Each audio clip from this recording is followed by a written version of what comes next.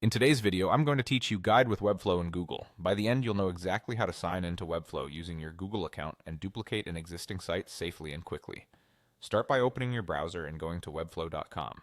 This is Webflow's official site where you can build and manage visual, custom websites. Once the homepage loads, look to the top right and click Login. If you're already signed in, you may land directly on your dashboard. Otherwise, you'll see the login options. On the login screen, choose Continue with Google. This option uses your Google account to authenticate, which is both secure and convenient. Google may prompt you to choose an account. Pick the one that's connected to your Webflow workspace. If you see a permission screen, review it and proceed. In some organizations, admins control app access.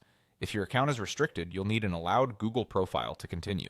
After you're signed in, you'll arrive at your Webflow dashboard. Here you'll see your site thumbnails. Find the site you want to duplicate. Hover near the bottom of that site's card to reveal the three dots menu, then click it. This menu contains actions specific to that project. From the menu, select Duplicate. Duplicating creates a new copy of your site, including its layout, styles, and pages.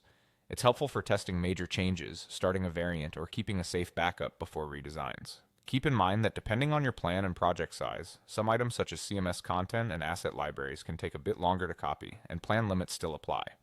A confirmation dialog will appear. Click Duplicate Site to proceed. Webflow will begin creating the copy. The duplicate usually inherits the original structure and naming, often with a copy label so you can distinguish it at a glance.